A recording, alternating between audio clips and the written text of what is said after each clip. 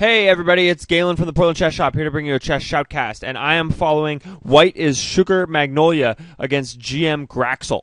And I've seen GM Graxal play before. Graxal play before, and I saw him play the Grob, and that's how I know that he is an exciting chess player. I was just trying to follow him so that we can watch multiple games if he plays more than one of them. So this position, d4, d6, e4, knight f6, knight c3, g6. So black took sort of a defensive stance, and white sort of has attacked at this point. He has a lot of space in the center, and it looks like in order to break that pawn structure, black will have to play f6, which will weaken his king position. And the e6 square is very weak. So now the knight exploits that, and then the queen takes back, but the knight comes to b6 to attack the queen with tempo. The queen retreats back to e2. It controls a lot of key squares from the center. Now the knight on g5 is attacked by the pawn on h6, and the knight will be forced to move.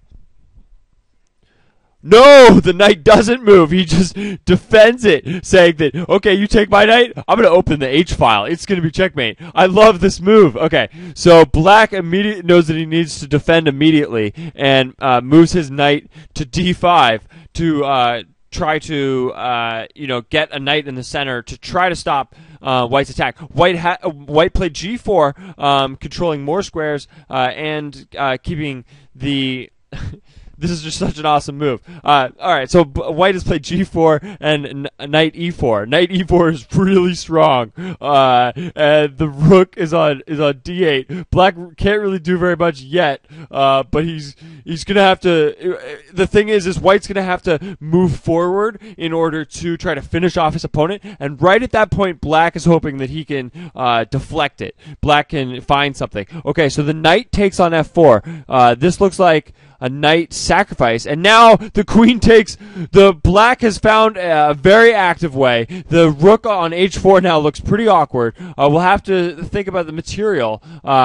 So 6 pawns versus 6 pawns. So it looks like black could be better here. I'm not entirely sure.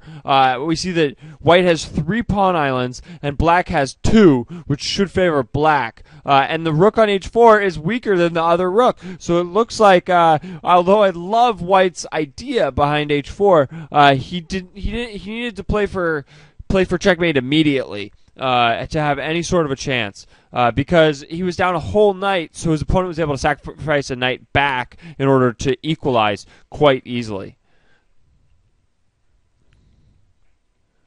Oh, so Sugar Magnolia is the one who sacrificed, and actually the favorite, GM Graxal, is the one who's defending.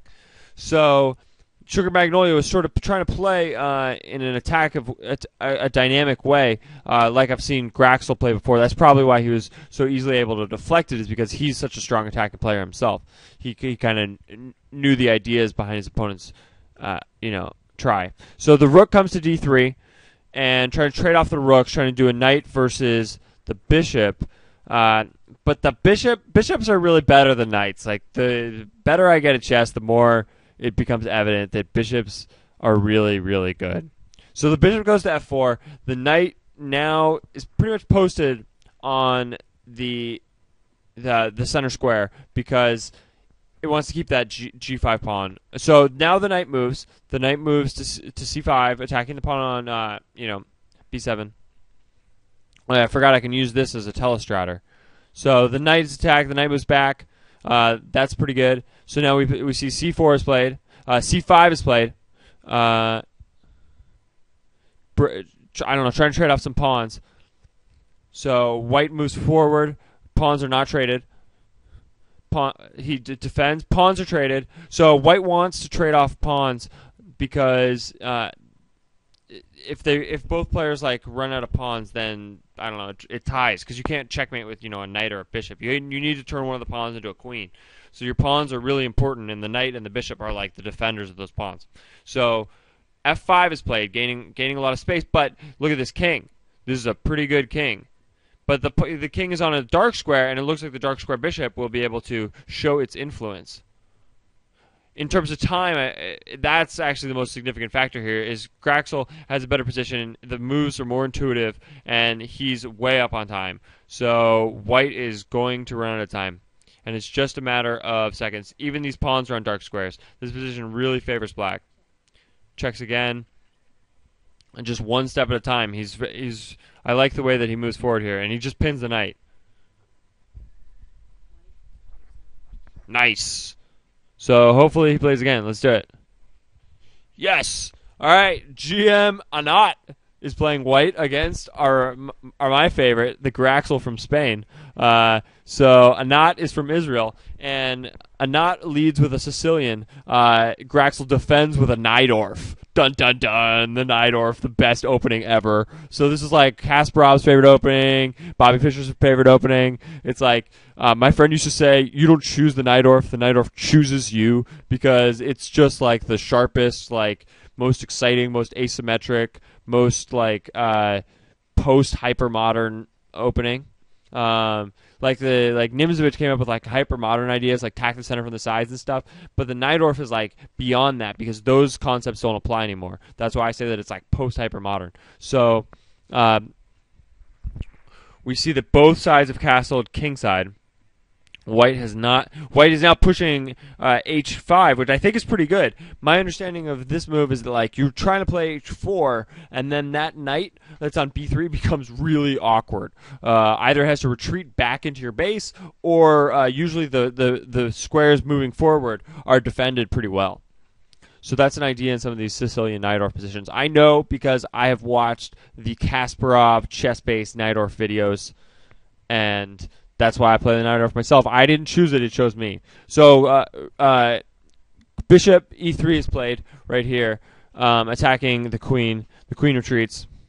So the rook's defending. So these bishops are pretty good. Look at all these squares that they're controlling. Like both. I'll try to draw it.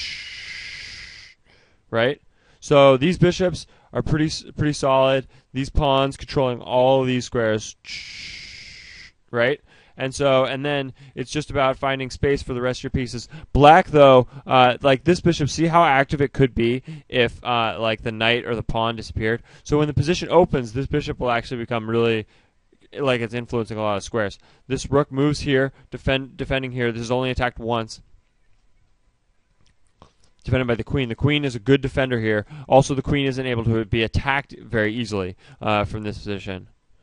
Which is important because really that's often how you win is you just exploit one tempo off the queen. You exploit that the queen is so valuable. Bishop retreats.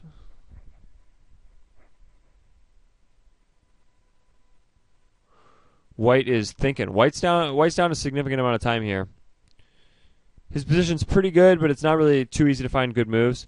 G4 could be really good. That's the kind of thing that like Shirov would play for sure.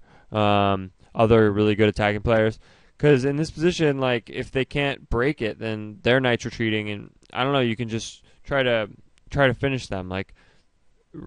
But he doesn't choose to go the G4 route. Probably the more solid choice. Chooses to move his knight back to B3, saying, "I don't really know what to do."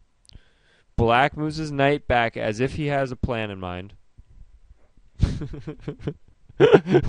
White is thinking.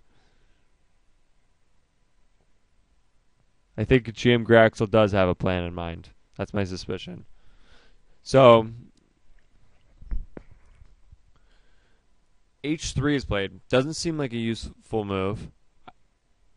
The bishop goes to G5. It looks like black has a plan and the white doesn't have a plan. I mean, I don't know exactly what. I mean, look at this. It looks like this. Doesn't this exploit the B2 pawn? Doesn't this exploit the B2? Doesn't this exploit, attacking the knight to exploit B2? So I think that black has an idea in order to win here, win this pawn. That's my guess. So and then white, due to the pressure, just sacrificed a pawn, I think. Because it just takes and the knight takes. Oh no, this pawn is taken, so he didn't sacrifice a pawn. He took this pawn on a5 for his center pawn, which probably isn't good. But no, he takes back. Maybe he just won a pawn. Yeah. No, the bishop could take, or the knight, because it's only attacked once. So, but the real factor here is the time. You see that white has been flagged by the fast-paced Blitz player Grandmaster Graxal, which is pretty sweet. I think Graxal is undefeated thus far in this video, so now he's thinking, but yeah, I guess white's position is kind of good.